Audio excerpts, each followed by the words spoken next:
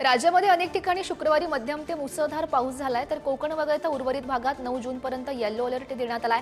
तसेच राज्यामध्ये 12 जूनपासून पुन्हा पावसाला सुरुवात होईल असा अंदाज हवामान खात्यानं वर्तवलेला आहे। कोरोनाच्या रुग्णसंख्येमध्ये वाढ होत असून दैनंदिन रुग्णसंख्येनं 100 पार केली आहे। राज्यामध्ये गेल्या 24 तासात सर्वाधिक रुग्ण आढळलेले आहेत, तर राज्यात 114 तर मुंबईमध्ये 37 नवीन रुग्णांची नोंद झाली आहे। यातील एकाचा मृत्यू झाल्याची माहिती आहे। सध्या महाराष्ट्रामध्ये एकूण 577 सक्रिय रुग्ण उपचार घेत आहेत। वसई-विरार शहरात कोरोनाचा प्रादुर्भाव वाढत चाललाय। शहरामध्ये आतापर्यंत 8 नवे कोरोना रुग्ण आढळलेले आहेत। रुग्णांवर पालिकेच्या जीवदानी रुग्णालयामध्ये उपचार सुरू आहेत, तर पालिकेच्या वैद्यकीय विभागाकडून कोरोना रुग्णांच्या संपर्कात आलेल्या व्यक्तींच्या चाचण्या सुद्धा केल्या जात आहेत।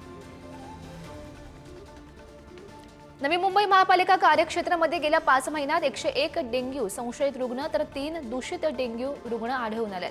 दरम्यान HIV-चे 40 नमुने पुणे शासकीय रुग्णालयात तपासणीसाठी पाठवण्यात आले।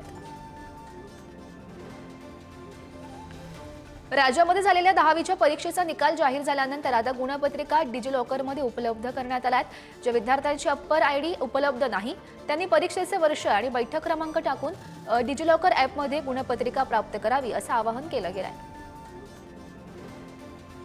मुंबईतील मिठी नदी गाळ उपसा गैरव्यवहार प्रकरणी अभिनेता आणि कंत्राटदार डिनो मोरियाची तब्बल 13 तास कसून चौकशी केली जाते।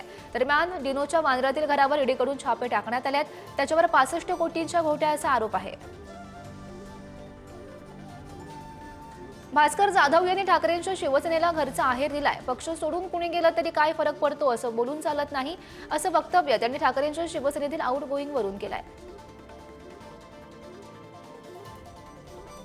बंगळुरूच्या चिन्नास्वामी स्टेडियम बाहेरील चेंगराचेंगरी प्रकरणी विराट कोहली विरोधात तक्रार दाखल केली गेली आहे। दरम्यान सोशल मीडियावर अरेस्ट कोहली ट्रेंड सुरू झालाय। आतापर्यंत 4 जणांना या संदर्भात अटक झाली असून 14 दिवसांची कोठडी सुनावण्यात आली आहे।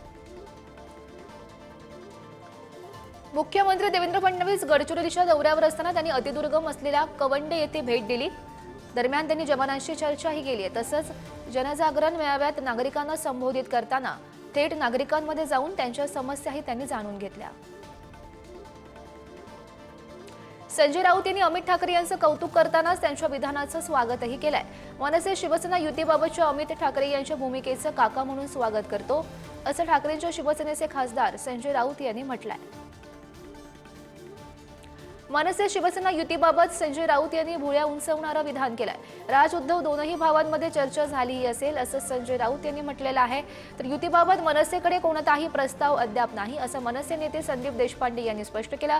या प्रतिक्रियांमुळे चर्चांना आता पुन्हा एकदा उधाण आलंय। ठाकरे बंधूंच्या युती संदर्भातील चर्चांवर मंत्री मंगलप्रभात लोढा यांनी सुद्धा प्रतिक्रिया दिलेली आहे। मनसे आणि ठाकरेंची शिवसेना एकत्र आल्यानं काहीही होणार नाही, लोक विकास बघतात, त्यामुळे या युतीमुळे काहीही फरक पडणार नाही असं मंत्री मंगलप्रभात लोढा यांनी म्हटलं। ठाणे महापालिकेच्या घनकचरा विभागाकडून दिल्या जाणाऱ्या खासगी सेवांच्या शुल्कामध्ये वाढ करण्याचा निर्णय घेण्यात आलाय। त्यामुळे खासगी मालमत्तेमधील कचरा उचलण्यासाठी नागरिकांना अधिक शुल्क मोजावं लागेल। पुढच्या 3 वर्षांसाठी अधिकचं शुल्क निश्चित केलं गेलंय। ढगाळ वातावरणासह अधूनमधून पडणाऱ्या पावसाच्या तुरळक सरींमुळे मुंबई शहरासह उपनगरांमध्ये उकाड्यामध्ये वाढ कायम दिसते। पावसानं उघडीप दिल्यानं गेले 5 दिवस आर्द्रतेमध्ये कमालीची वाढ झाली। मुंबईमध्ये गुरुवारी आर्द्रतेचं प्रमाण 81% इतकं होतं, तर कमाल तापमान सध्या 35च्या घरात आहे। पुण्यातील रुबी हॉल मेट्रो स्टेशन खालील रस्त्यावर पावसामुळे मोठ्या प्रमाणावर पाणी साचलं होतं। या साचलेल्या पाण्यातून वाहनधारकांना वाट काढावी लागली। नंदुरबारमधील शनी मांडळ परिसरात अवकाळी पाऊस आणि वादळी वाऱ्यामुळे घरांचं मोठं नुकसान झालं। आमदार डॉक्टर विजयकुमार गावित यांनी या नुकसानग्रस्त भागांची पाहणी केली। दरम्यान नागरिकांनी शासनाकडून भरपाई मिळावी अशी मागणी आमदार गावित यांच्याकडे केली गेली आहे। चक्रीवादळामुळे नाशिकच्या दहिवड येथील शाळेचे पत्रे चक्क उडाले। पत्रे उडाल्यानं शाळेच्या इमारतीचं मोठं नुकसानही झालं आणि विशेषतः इयत्ता 6वी ते 10वीच्या वर्गखोल्यांचं नुकसान मोठ्या प्रमाणावर झालेलं आहे। वर्गातील LED TV, शिक्षण साहित्य आणि अन्य वस्तूंचंही मोठं नुकसान झालं। जूनच्या सुरुवातीलाच गंगापूर धरणात 44% पाणी साठा होता। 2509 दशलक्ष घनफूट पाणी दिसतंय। मागील वर्षाच्या तुलनेमध्ये 19% अधिक पाणीसाठा शिल्लक आहे। मे महिन्यात झालेल्या अवकाळी पावसामुळे धरणाच्या पाणी पातळीमध्ये वाढ झाली, त्यामुळे यंदा नाशिक विरुद्ध मराठवाडा पाण्याचा वाद टळण्याची चिन्ह दिसतात। पुण्यातल्या राजगड किल्ल्यावरील बालेकिल्ल्यावरून 400 फूट खाली कोसळून एका विवाहितेचा दुर्दैवी मृत्यू झाल्याची घटना घडली। बालेकिल्ल्याच्या बिकट वाटेवरून जाताना महिलेचा खाली कोसळून मृत्यू झालाय। या महिलेचा मृतदेह गडावरून खाली आणण्यात आला असून पोलीस या संदर्भातला अधिकचा तपास करतायत। जालिंदर सुपेकरचा मेहुणा शशिकांत चव्हाणवर गुन्हा दाखल झालाय। वैष्णवी हगवणे आत्महत्या प्रकरणाशी शशिकांत चव्हाणचा संबंध असल्याचा आरोप ठाकरेंच्या शिवसेनेच्या नेत्या सुषमा अंधारे यांनी केला होता। तर शशिकांत चव्हाणचा सीडीआर तपासा असंही अंधारे यांनी म्हटलं। वैष्णवी हगवणे आत्महत्या प्रकरणाशी शशिकांत चव्हाणचा संबंध असल्याचा आरोप अंधारे यांनी केला होता। या आरोपानंतर पोलीस निरीक्षक शशिकांत चव्हाण यांनी निवेदनाद्वारे खुलासा केलाय। या आरोप आणि गुन्हे यांचा हगवणे प्रकरणाचा कुठलाही संबंध नाही असं त्यांनी स्पष्ट केलं। पिंपरी चिंचवडमध्ये शशांक हगवणेच्या मित्राला जेसीबी विक्री फसवणूक प्रकरणात बेड्या ठोकण्यात आलेल्या आहेत। शशांकच्या मित्राचं नाव प्रणय साठे असून तो बँकेचा रिकव्हरी एजंट आहे। शशांकनं प्रणयच्या मदतीनं येवंडेंकडून जप्त केलेल्या जेसीबीचा ताबा मिळवलेला होता। जेसीबी फसवणूक प्रकरणात हगवणे मायलेकासह प्रणय साठे आणि 3 एजंट अशा एकूण 6 जणांची उद्या कोर्टामध्ये एकत्रित सुनावणी होईल। आजच्या सुनावणीमध्ये हगवणे मायलेकांसह प्रणय साठेला 1 दिवसांची पोलीस कोठडी सुनावण्यात आली। राजगुरुनगर न्यायालयानं हा निकाल दिला। शिवसेना मनसे आणि दोनही राष्ट्रवादी एकत्रित येण्यासंदर्भात आमदार रोहित पवार यांचं सूचक ट्विट बघायला मिळत आहे। शेवटी मराठी माणसाची एकजूट आणि महाराष्ट्र धर्माची बूज प्रतिष्ठा सन्मान राखणं महत्त्वाचं आहे असं ट्विट रोहित पवार यांनी केलंय। संभाजीनगरच्या वैजापूरमध्ये बँकांमध्ये खोटं सोनं तारण ठेवून कर्ज लाटल्याचा प्रकार उघडकीस आलाय। घोटाळ्याचा सूत्रधार कमलेश अधिकार कुटुंबियांसह पसार झाल्याची माहिती आहे। तर फसवणूक झालेल्या कर्जदारांनी वैजापूर पोलिसात धाव घेतल्याचं समजतंय। नाशिकच्या रोगडोबा वाडीमध्ये 10 महिन्यांचं बाळ खेळताना पाण्याच्या बादलीमध्ये पडलं, त्यामुळे त्याचा मृत्यू झालाय। खेळत खेळत तो पाणी असलेल्या बादलीमध्ये पडला। दरम्यान त्याला रुग्णालयात हलवण्यात आलं, मात्र डॉक्टरांनी त्याला मृत घोषित केला। जळगाव विमानतळावर उपमुख्यमंत्री एकनाथ शिंदेंनी लाडक्या बहिणीच्या पिंक रिक्षेतून प्रवास केलाय।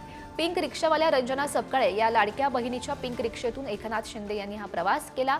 दरम्यान शिंदेंसोबत रिक्षेमध्ये मंत्री गुलाबराव पाटील आणि मंत्री गिरीश महाजन सुद्धा उपस्थित होते।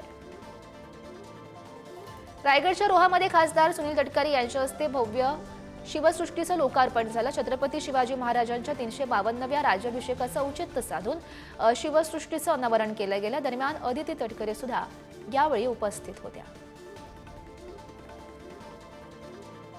वाशिम शहरातील महाराष्ट्र जीवन प्राधिकरणाच्या कार्यालयातील स्टोर रूमला आग लागली होती। आगीमध्ये अनेक महत्त्वाचे दस्तावेज जळून खाक झाले। तर जिल्ह्यामध्ये केलेल्या जलजीवन मिशनच्या कामांमध्ये मोठ्या प्रमाणात भ्रष्टाचार झाल्याचा आरोप होत असतानाच आग लागल्यानं शंका व्यक्त केली जाते। यवतमाळ जिल्ह्यामध्ये अज्ञात वाहनानं दुचाकी चालकाला मागून धडक दिली आहे। या अपघातात दुचाकी चालक गंभीर जखमी झालाय। ही घटना राळेगाव तालुक्यातील नॅशनल हायवे क्रमांक 44 वरील वर्धा नदीच्या पुलाजवळ घडली आहे। जळगावच्या रावेर तालुक्यातील पालघट्टामध्ये मजुरांच्या मालवाहू टेम्पोचा भीषण अपघात घडलाय। टेम्पो चालकाचा ताबा सुटल्यानं टेम्पो उलटलाय। अपघातात एका तरुणाचा मृत्यू झाला असून 22 मजूर गंभीर जखमी आहेत। अनमोड घाटातील कर्नाटक हद्दीमध्ये गोवा येथून कर्नाटकच्या दिशेने येणारा कंटेनर रस्त्याच्या मधोमध उलटलाय, त्यामुळे या मार्गावरची वाहतूक 5 तास ठप्प होती। दरम्यान जमलेल्या वाहनधारकांनी कंटेनर बाजूला सारून वाट काढली आहे। कोल्हापूरमधल्या अंबप फाटा येथे पुणे बंगळुरू राष्ट्रीय महामार्गावर चुकीच्या पद्धतीनं वळण केलेलं आहे, त्यामुळे या ठिकाणी अपघात होऊन नुकसान होतं। आज सुद्धा अचानक वळण समजलं नसल्यानं एक कंटेनर थेट बाजूला असलेल्या ट्रिमंगो लॉन्सचे कंपाऊंड फोडून आत शिरला। सुदैवानं यामध्ये कोणतीही जीवितहानी झाली नाही।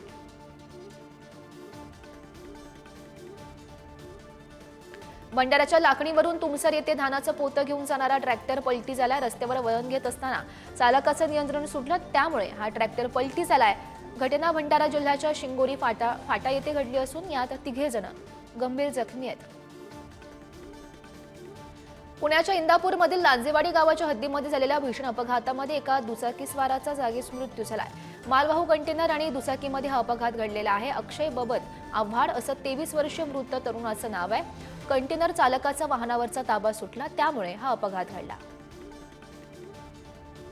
अमरावती जिल्ह्यातील दर्यापूर अंजनगाव महामार्गावर निभारी फाट्याजवळ भीषण अपघात घडलाय.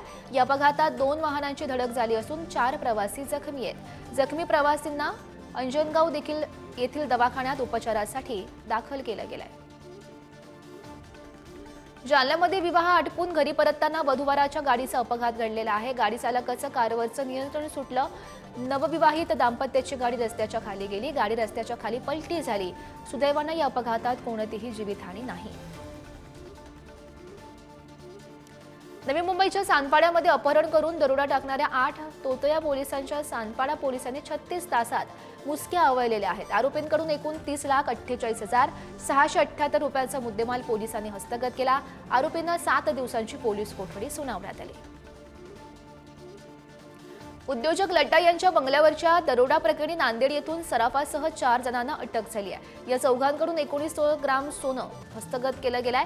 आशिष बाकलीवाल, शेख शाहरुख, शेख अबुजर, शेख सोहेल अशी आरोपींची नावं. आरोपींनी या दरोड्यातील 20 तोळ सोनं वितळून त्याची लगड बनवलेली होती आणि सोनं नांदेड येथे विकलेलं होतं. या प्रकरणाला 21 दिवस उलटलेलं असून 5.5 किलो सोनं पैकी केवळ 51 तोळ सोनंच पोलिसांना हस्तगत झालंय.